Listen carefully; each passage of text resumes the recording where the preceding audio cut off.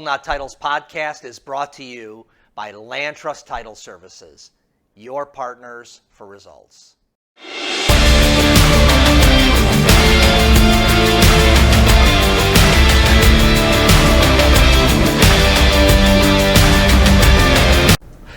Well, hello, this is Steve Kemp with the People Not Titles podcast, and I am here with Landtrust Senior Account Executive Rosa Castaneda. Rosa, I'm so excited to be doing this with you. Thank you, Steve. Thank you for inviting me. Yeah. So, Rosa, let's get into it. So, were you born in the title insurance business, or is it something you migrated to? And what got you in here? Definitely not born in the title business. Okay. I actually was in the nursing business. Oh, really? Yes. So you're a nurse? I'm a nurse. Wow. Yes. That's great. So now you got to nurse real estate transactions. Yes, exactly. I bring them back to life.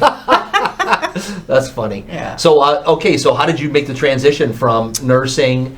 So you got your degree in nursing, you went to U of M, we were just talking about that, right? Yeah. And so tell us about that then. What made you decide, hey, this isn't for me or this is for me? The part of nursing I went into, oncology, so it was a hard, Helping people through some tough stuff. Through some tough stuff. So there was at a point where I took a small leave, and I think I was maybe off for 2 days, and then my sister called me and said, hey, do you want to explain some docs in Spanish because you like people? And I said, sure, and she worked for Stewart Title at that time. Okay. And I went. So you started explaining documents, and it's like the mafia, They kind of pulled me in. I was like, it was during 2001 refi boom, so we were crazy busy. I was working Monday through Friday, not holidays, not nights, not rotating shifts, and I had 2 daughters, so it just kind of worked.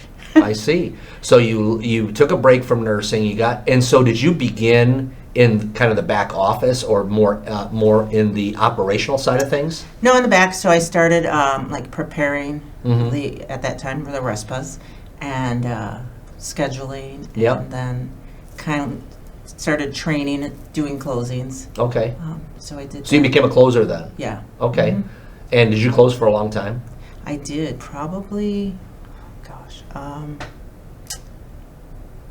at least 12 years. Okay. I think. Okay.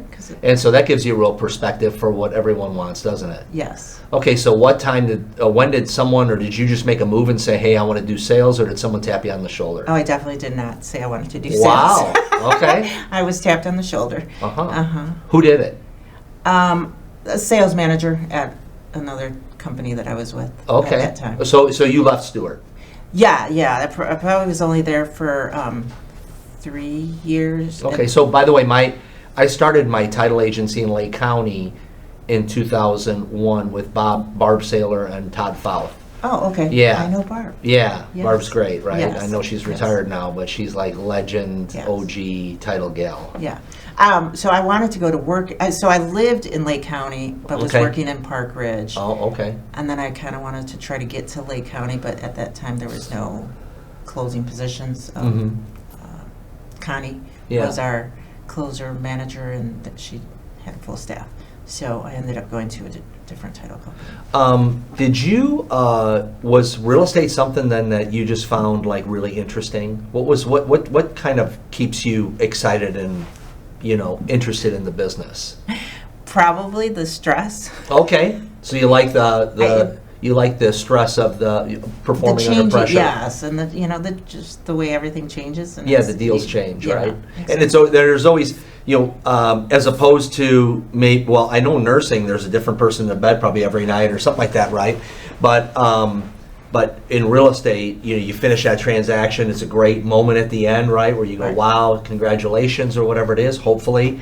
And then you have a new one, then a new adventure kind of thing. Is that what really got you going in it? Yeah, unlike the nursing, there wasn't always happy endings. And here, most of the time, like we said, there's, you hand somebody a key and they're smiles and they're, So I like that part of it. Okay, so what did they say? They tapped you on the shoulder and said, hey, I think you got what it takes to do sales, or you should give it a try, or? Correct. Yeah. Okay. And did you just cut cold turkey from closing into sales then? No, that was very hard. I was It was hard to let go? Yes. Okay. I was like, okay, I'll do a couple closings still, do some sales calls, and then at one point they said, Do this full time? Yes. So why was that hard to let go?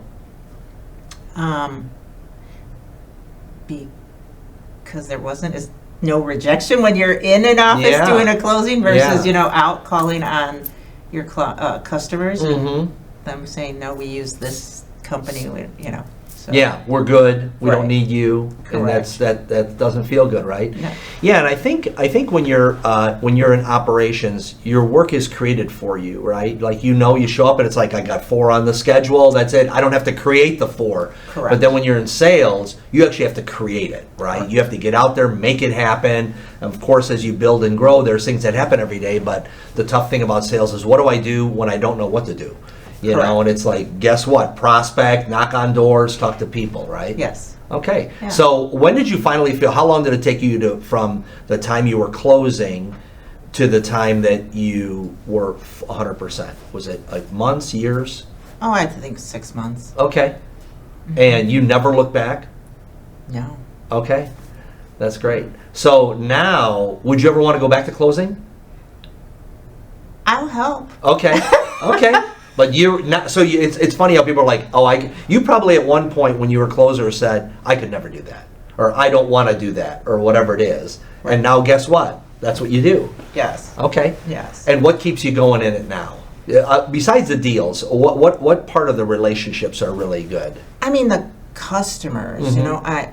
I like to say that all of us have those customers that are just really special Mm-hmm. to you, that sometimes become more than just a customer. They become friends, or and the loyalty that I have with my customers. Mm-hmm. It's just, So if you had to say Rosa has a brand, okay, whatever the brand is, what do people get when they get Rosa? they get it all. Ah! I mean, I've worked as an Uber driver. Okay. I've taken who, didn't have a car for whatever reason, in the Mhm. shop. I mean, I'll take you your checks. I'll pick up your form. I'll pick up your documents. Mhm. If you need a check or keys delivered to or from a customer of your own, Whatever it takes. whatever it takes. Yeah. Okay. Yeah. That's great. I know that what's your title at NAHREP now? I'm the current president. You're the current president. Okay. The current so you're- president of the Lake County chapter. That's yes. great. And so so when did you get started with NAHREP? And well, let's talk about that first. 2017, Mhm. I went to a convention that they had here in Chicago, Mhm. and just kind of fell in love with their views, their values, and wanting to help Hispanics, Mhm. with sustainable home ownership, and to educate, the realtors, the lenders, the attorneys, and how to do that. Mhm. So I started there. You've got your membership, stuff like Got that, my right? membership. Then Started going to events, which I've been to a lot of NAHREP events, and there's it's a fantastic professional environment. Not a lot of time. It's not just like a cheesy network, Yeah. It is real people getting real stuff done, and really high-powered people in the industry participating. yeah, so I did have a board member, like in 2018, asked Mhm. me to join the board. And at that time, we only had one chapter in Chicago. Mhm. So I did. I live way northern suburbs, Mhm. and drove all the way to past Cicero for my interview. And I was told no. So very nice. Right, they Awesome nicely interview. said It no. nicely came up to me No, thank you. afterwards, and just said, all your answers were spot on. Hmm. You have what it takes, but you've never served on a committee. You're fairly new. He said, serve on a committee. Come back next year. Hmm. Most don't. Hmm. And you did. I did. The next year, I was on a committee. Which, by the way, that tells me too that there's not just everyone hungry for someone to get into the leadership or whatever. It was like, no, let's get you in the process. Let's get you. It was probably good for you as well, right? Great Yes. advice for you to get your feet wet in that, Yeah. No. And And did you open up? Were you part of opening up then the Lake County chapter? So I wasn't. I was still sitting on the Chicago board when Lake County opened Mhm. up. I mean, I was asked, but I wanted to serve my term in Chicago. Sure. And then, So you said no. So, yeah, I didn't think about that. So I'm going to go into my 4th year at Lake County now. That's great. Yes. And are there any big initiatives for you guys in Lake County that are worth talking about for NAHREP, or is this building and growing membership? Building, growing membership, but Yeah. I mean, educating Mhm. our real estate professionals. We really, all of us on the board love Lake County. We know that Lake County is so much that we want to grow it, and we want everyone to be educated about real estate Mm-hmm. and how to help, not just Hispanics. I mean, we want to Everyone's help a everybody. part of it, yeah. And so is the main thrust educating realtors? Educating realtors. Yeah, Yes. that's the main thrust. Yes. And then other people that are part of the transaction and whatnot. Correct. So in terms of leadership, right? So now all of a sudden I hear you're an operations person, then you become a salesperson, then now you're a leader, right? You're leading these groups. Is there anything that where you have you had like leadership experience before? Or is this something that you're kind of just trial by fire for you? Trial by fire. Wow. All right. I mean, in NARA, we do have Leadership Academy. And Sure. we do, Mhm. have some education going into it. But no. Were you nervous taking on the leadership role, or did that time with the committees and all that prepare you for it? Oh, no. I think, I mean, it prepares you, but, once you're in that leadership role, it's definitely nerve-wracking. And Mhm. you just want to make sure that you do the best for the organization Mm-hmm. to help grow Mhm. and to make sure people are learning from it. Mm-hmm. So a lot of people think that they're going to join something or they're going to become a leader, and it's going to be help their brand, help it. And you're going into it saying, no, this is about how can I serve? Yes. Yeah. Yes.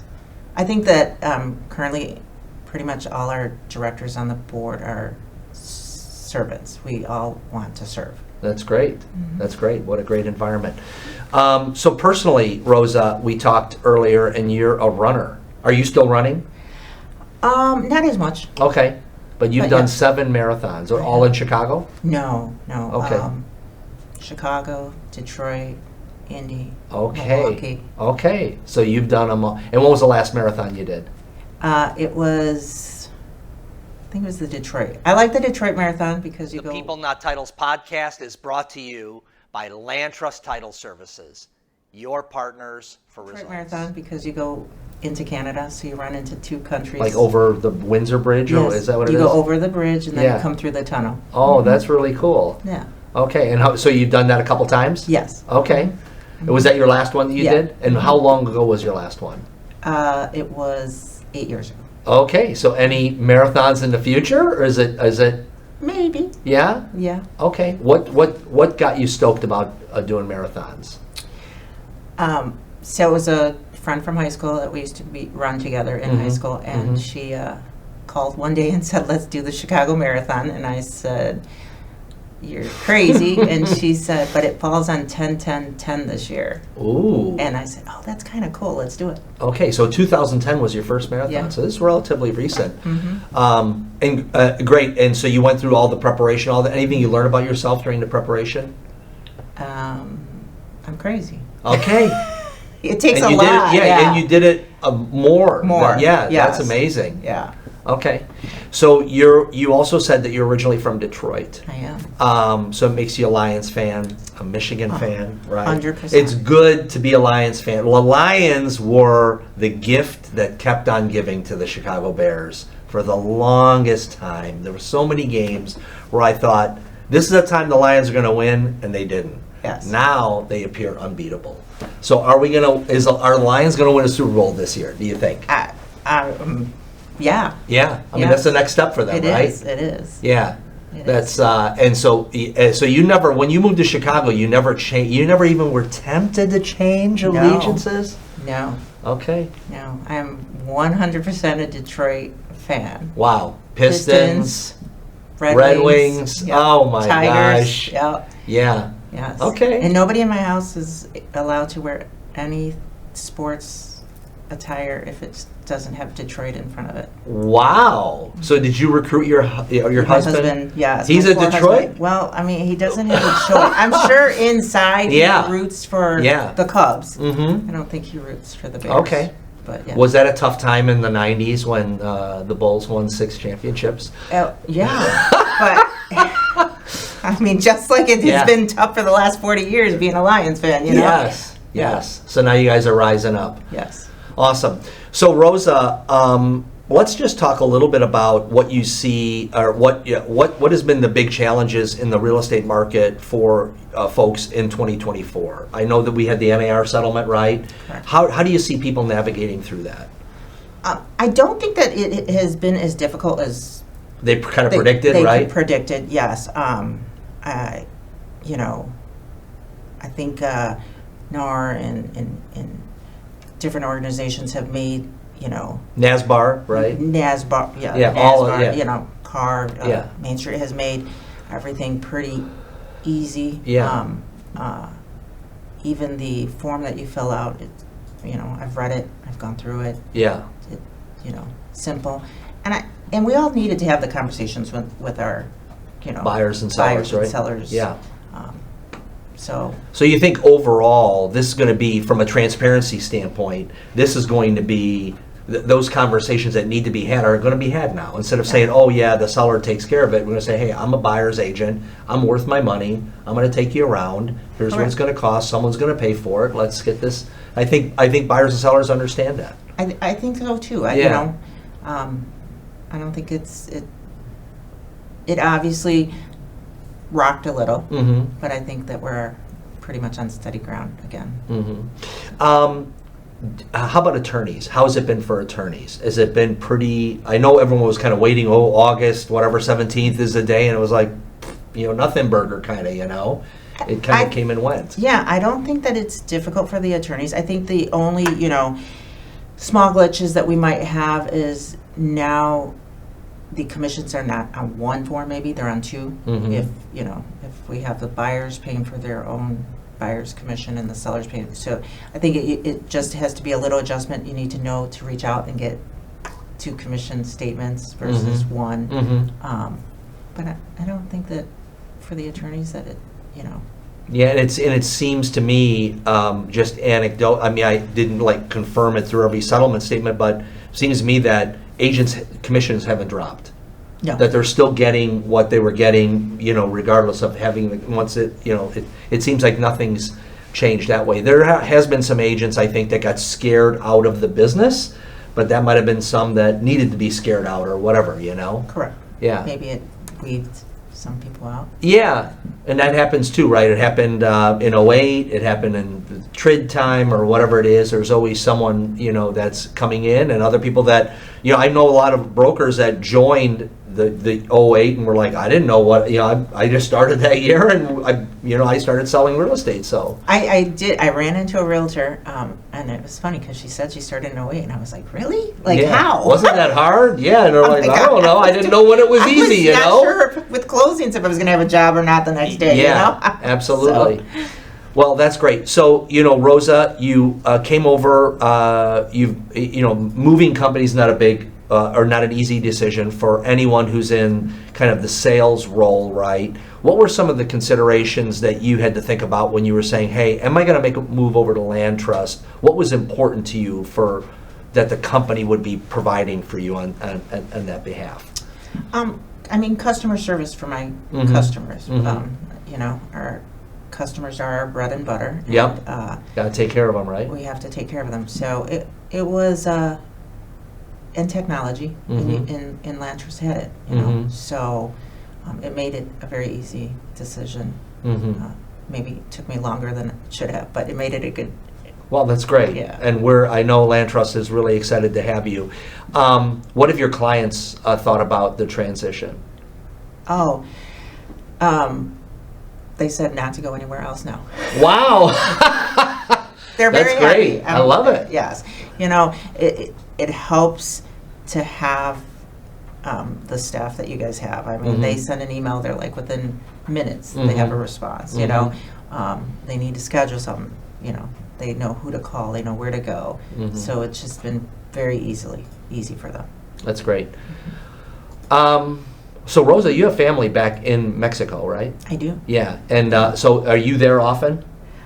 Or you try to get back there? I try to get back Okay. there, yes. And who's there still? So my dad's side of the family, all my aunts and uncle, cousins. My dad was actually the only one who came over to the U.S. Okay. So. And when did he come?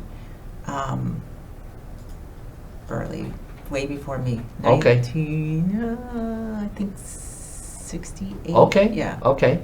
And so he decided, I'm going to make my life here. But the rest of the family didn't. But they're still staying in touch all the time, and you're going back and forth and all that. Go back and forth. And then my mom has family still in Mexico, but most of them are in Detroit. Okay. So. And Mexico City is where they're at? Monterrey, okay. the northern part of Mexico. Yeah. And then Puerto Vallarta. So. Puerto Vallarta. That's where our oldest daughter got married. Yeah. That's great. So tell us something that would surprise us about people that are living in Mexico right now. Like there's people who don't travel back and forth. Let me see here. Surprise. I mean, I know that sometimes we kind of think like a lot of the, Mexicans want to come over to the U.S., but I mean, my dad was one of 12, and everybody was able to get an education, work, and provide for their family. Like, we have very educated people in Mexico. There's real life going on there. Everyone's not just standing on the side of the road hoping to go somewhere else. Correct. So, you can make a living in Mexico. Yeah. I mean, and build a life for your family. Build a life, yeah. And it's not like the cartels are stealing everybody everywhere and all this. It's kind of like what they probably think of Chicago. We're crazy. We're dodging bullets all day long. It's like, not really. And that's a conversation we have all the time. They're like, do you feel safe going back there? I'm like, yeah. I mean, I would live there if, I could convince my husband to move away from his granddaughter. But Right. He says, not yet. We're still going to stay here. But yeah, I mean, and then we say that in the South, not always in the South side of Chicago. Let's not. There's places in Michigan that, Totally. Everywhere, it's right? Everywhere. Yeah. It's everywhere. Yeah, if you go down the wrong street at the wrong time of day, you could run into trouble everywhere. Correct. So that's great. That's good to know. Let's talk just a little bit about, as we're wrapping up here, Rosa, what are some of the daily routines that you have that kind of like, are you a goal setter? Are you like, how do you keep yourself in the game? So it's funny because, I mean, salespeople our car is pretty much our office, but I actually do go in the office pretty much every morning. So you're in the office so you have a routine that I'm going to be in every morning. Yeah, I do 10 calls before 10. Wow. So 10 before 10. I love it. When did you start that? Probably like 2018, 2019. Okay, and why did you start that? Did you hear someone say that? Did you? Yeah, I mean, I heard it in the past, like we should make calls and Sure. stuff, and it was just hard. Like, I'm like, okay, once my day gets going in the afternoon, it's almost impossible. So I was like, there's got to be a time when you can do it. So I'm like, okay, every morning I'm going to get in that office and I'm going to make calls. And so who are you calling? I mean, agents, whatever, just agents, lenders, attorneys. I mean, I'm, calling divorce attorneys because, that's great. I mean, they need, Yeah. So that is pretty much my goal. And if I have like a breakfast appointment, then I'm in the office a little earlier because I don't want to let it go by because then it just throws me off. Yeah. So prospecting is the lifeblood for a salesperson, right? And it's the easiest thing to neglect. It is. Yeah. It is. And so I got this, I got that, I got this, I got that. You're shuffling around paper. Pretty soon it's like, what the calls are tomorrow then. Right. That's great. Any other routines or is that kind of the cornerstone of it? I mean, that's the cornerstone, but I do pretty much try to attend 2 networking events a week. And so what are those? What are you doing there? Like which ones are like top for you? Are you like BNI or? So I have joined BNI in the past, and I think that's a great community. But right now, I'm pretty much trying to do a lot of community events in Lake County. Okay. Chambers or? Chambers. We have, different outreach programs, because I'm like, everybody needs a home and everybody needs to, Okay. Yeah. So, NASBAR, Main Street events. Yep. So, yeah. Is that, for NAHREP, is the biggest thing agent education? Is it affordability? What is the primary concern that you think that NAHREP is going to have to be tackling over the next, few years? Some politics, but okay. Yeah. I think affordability right now. Mhm. I think the Smart Buy program that just came out. Yep. I mean, it'll be gone in a couple weeks, but Mhm. I think that is great, because we do have a lot of younger Hispanics that kind of are going to school or Mhm. have some debt. So let's help them get. And I think explaining these programs, because Mhm. we don't know what's out there. Mhm. Not everybody is aware that Bank of America has up to 17,000 down payment assistance, and U.S. Bank has 10,000. So just trying to get that information to our realtors so that So they're armed with right, because helping people.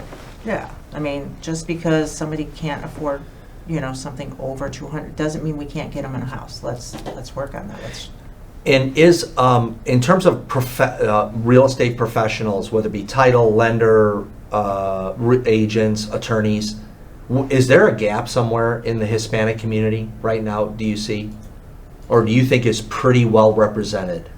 I think it's represented well. I Mhm. mean, do I always think that there's room for improvement? Yeah, or where the opportunity is. Like if you're a young Hispanic professional going, okay, how do I make is there room for them to make a name for themselves in real estate? Yeah. Yeah. Yes. Okay. Yes. I mean, I feel we need more Hispanic in the title industry. Yeah, I think so too. Actually, I'm always like, title is kind of like a dying industry. Like, people don't really say, "Hey, I want to be a Mhm. closer," but Yeah. it opens your doors. It opens your mind. I mean, I would have never really known everything I know about real estate without the title background. Yeah, and I think that for a title, not to put a big plug towards title insurance and learning the craft, but I think anyone who knows title, the ins and outs, closing, and all that. I think that's a degree kind of worthy kind of career in the sense of that you always have an opportunity, you always have a job. There's always good title people, always are finding a place to work, and they're making a great wage. Yeah. So there it is. Yeah. That's great. I mean, I'm going on 24 years. Yeah, that's amazing. Good for you. Yeah.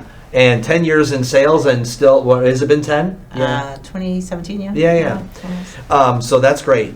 Well, Rosa, I want to thank you. I think that one of the things we try to do is just feature a regular regularly one of our great Landtrust professionals, and here you are. So we're glad to have you on the Landtrust team. And at the same token, I'm sure that the Hispanic community, the professional associations that you're part of, you're just making the whole thing better. So congratulations on that. Thank you. And we wish you the best with your new venture here at Landtrust. Thank you so much. You're welcome. Hey, thanks for listening to the People Not Titles podcast. We are proudly sponsored by Landtrust Title Services. If you enjoyed the podcast, please hit the like button, please subscribe, and we'd love it if you'd share our podcast with your friends. Thanks a lot.